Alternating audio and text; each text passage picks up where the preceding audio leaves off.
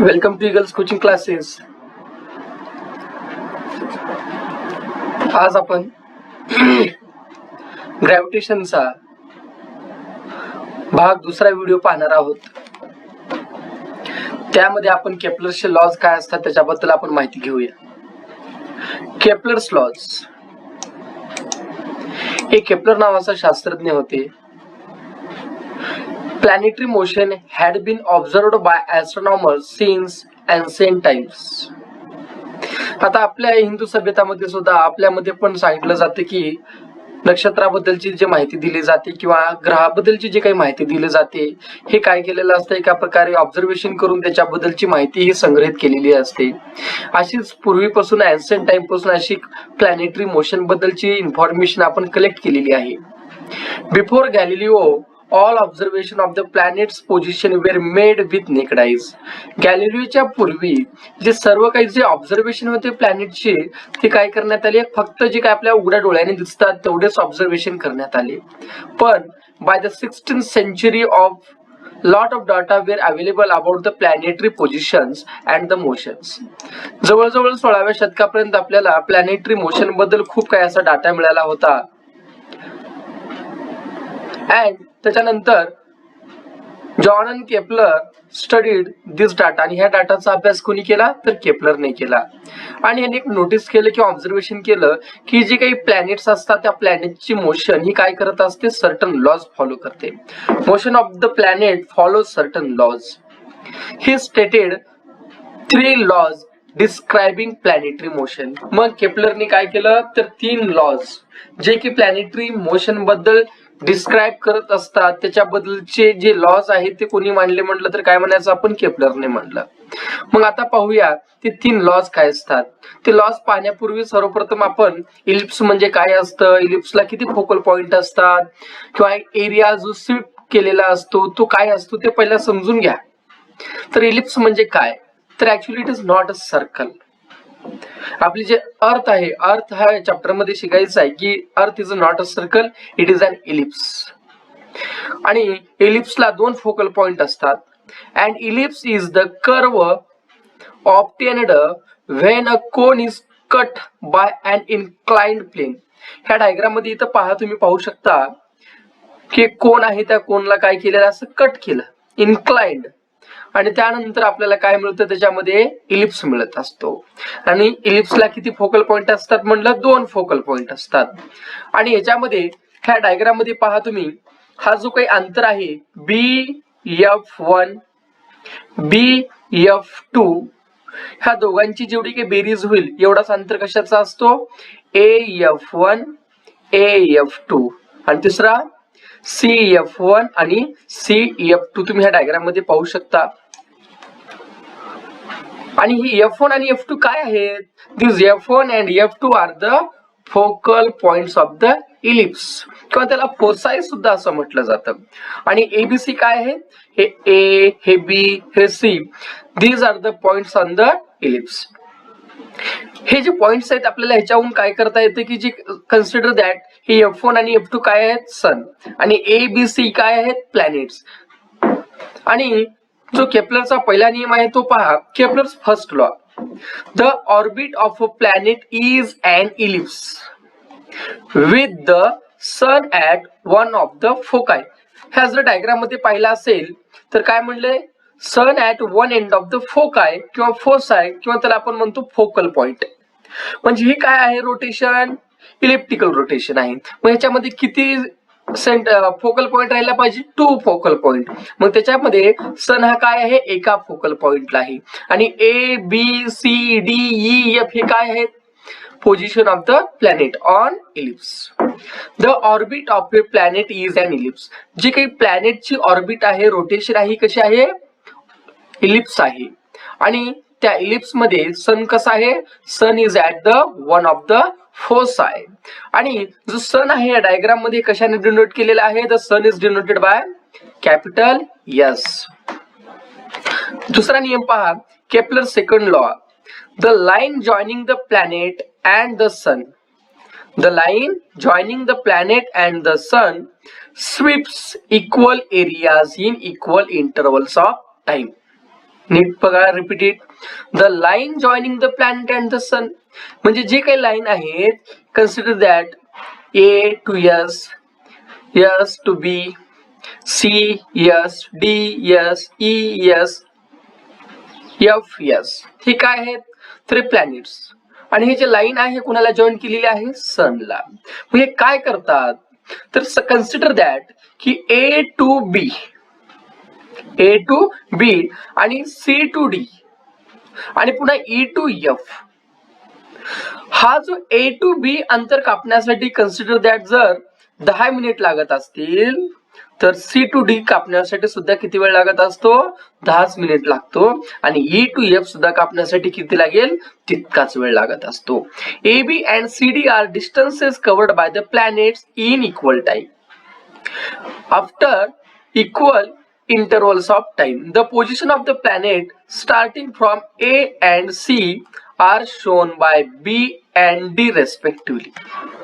त्याच्यानंतर the straight lines AS, CS sweeps equal areas in equal interval of time. हा जो AS आहे किंवा CS आहे, हे काय करत असतात? तर इक्वल एरिया, म्हणजेच काय, A पासून B पर्यंत जाण्यासाठी जेवढा काही एरिया त्यांनी स्वॅप केलं किंवा त्यांना जेवढा वेळ लागला, तेवढाच त्यांना C पासून D पर्यंत जाताना तेवढाच एरिया कव्हर करणार आणि तेवढाच टाइम इंटरव्हल त्यांना लागत असतो. म्हणजेच याचा तात्पर्य काय झाला की ASB ह्याच्यातला जो 1 नंबरचा जो एरिया आहे तेवढाच DSC हा पण एरिया तेवढाच आहे. SEF हा 3 नंबरचा एरिया सुद्धा कसा आहे? इक्वल आहे. म्हणजे इतका एरिया कापण्यासाठी त्यांना काय लागतो? Equal intervals of the time. हा झाला second law. The line joining the planets and the sun sweeps equals area in the equals interval of time. त्याच्यानंतर पहा केप्लरचा तिसरा law. The square of its period of revolution around the sun. The square of its period of revolution around the sun, म्हणजे सूर्याच्या भोवती जे काही planet revolve करत असतात त्यांचा स्क्वेअर किंवा जो टाइम आहे, टाइम पिरियड, त्याचा square is directly proportional to the cube of the mean distance of a planet from the sun. हे कशाला डायरेक्टली प्रोपोर्शनल आहे? तर cube of the mean distance of a planet. Cube of mean distance म्हणजे काय? मीन distance समजून घ्या.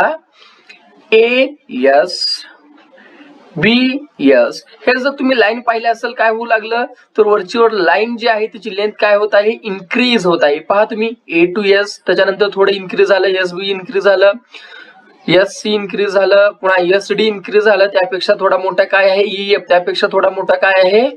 SF. म्हणजे काय? तर ह्या सर्वांचा जो काही मीन आहे त्याचा क्यूब.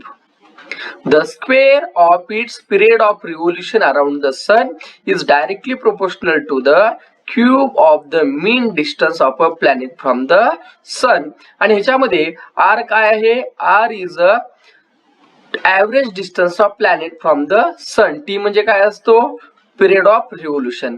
मग आपण काय म्हटले? Directly proportional. मग T square is directly proportional to R cube.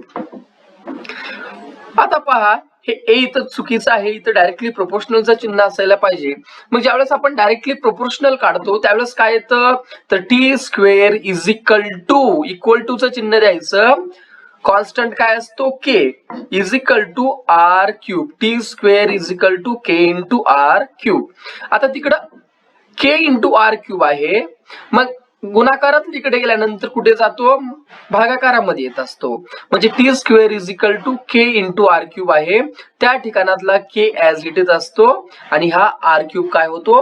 ह्या T च्या खाली येत असतो, ह्या T स्क्वेअरच्या खाली येत असतो. मग काय झालं इक्वेशन?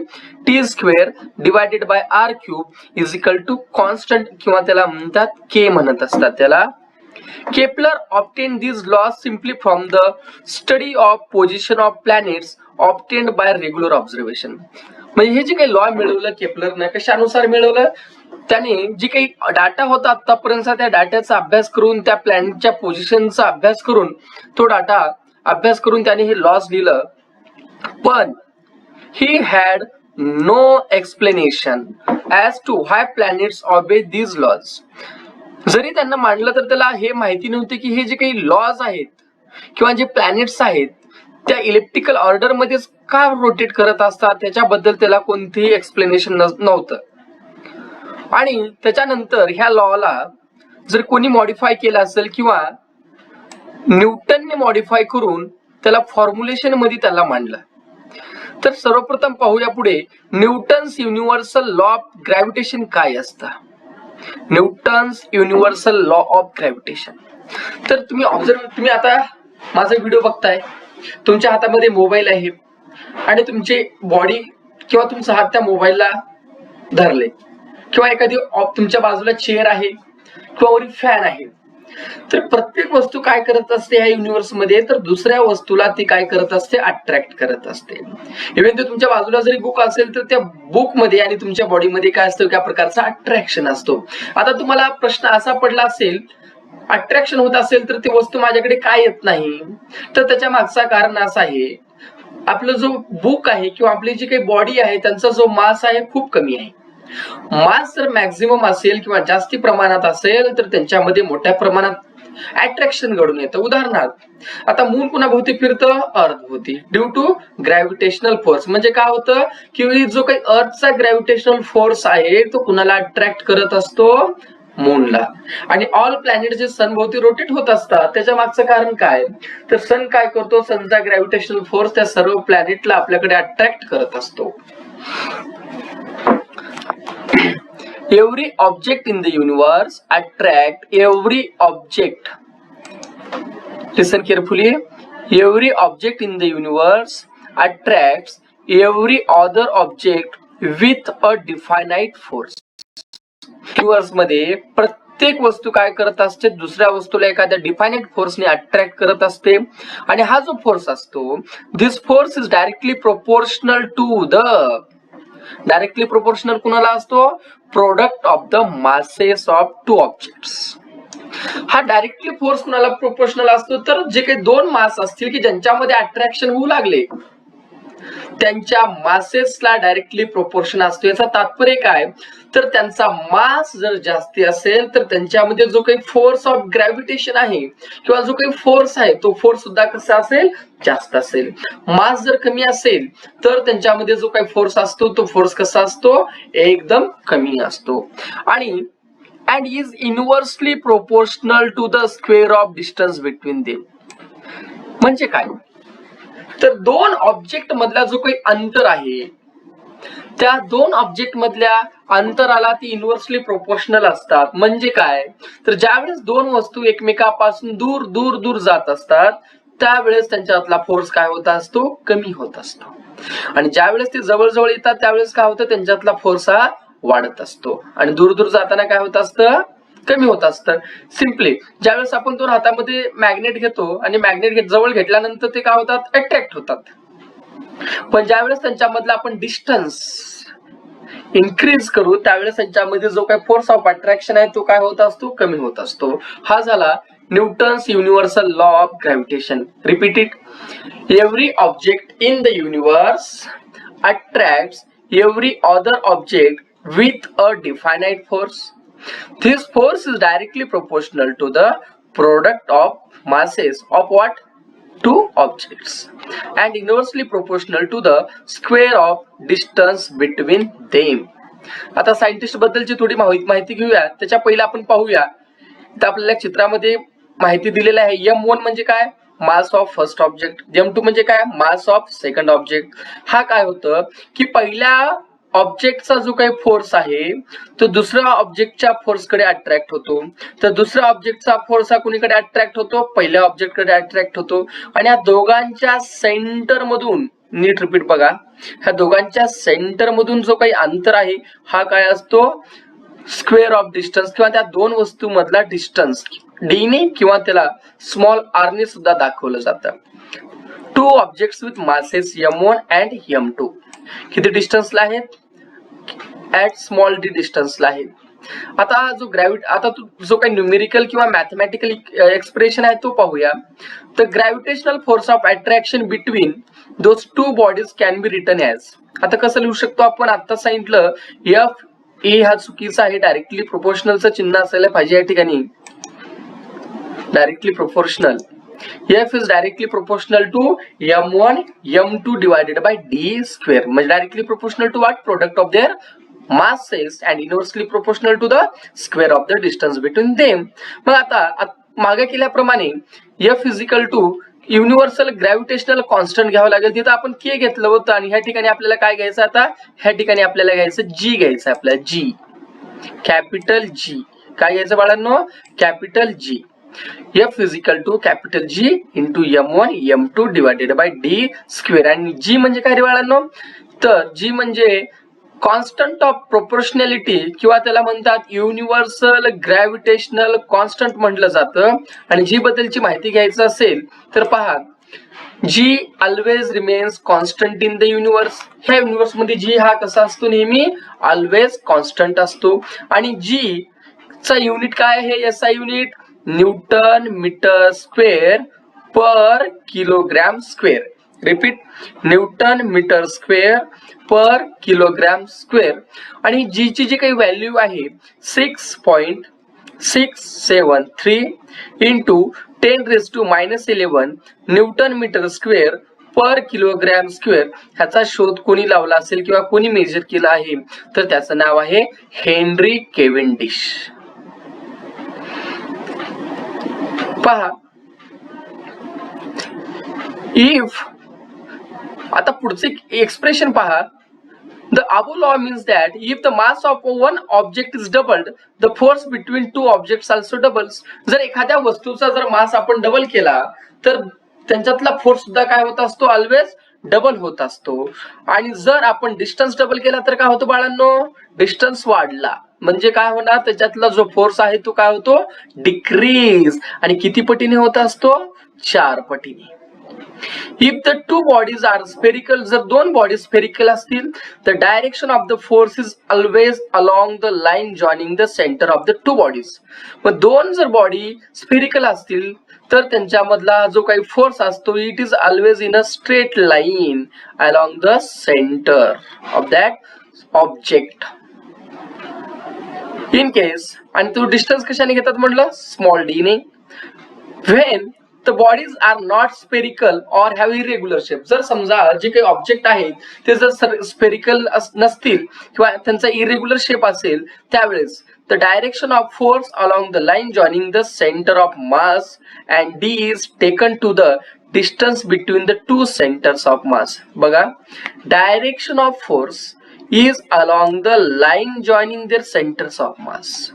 आता ह्याचं काय काढावं लागतं आपल्याला? सेंटर ऑफ मास म्हणजे centroid. And distance D is taken to be between centres किंवा टू सेंटर्स ऑफ मास.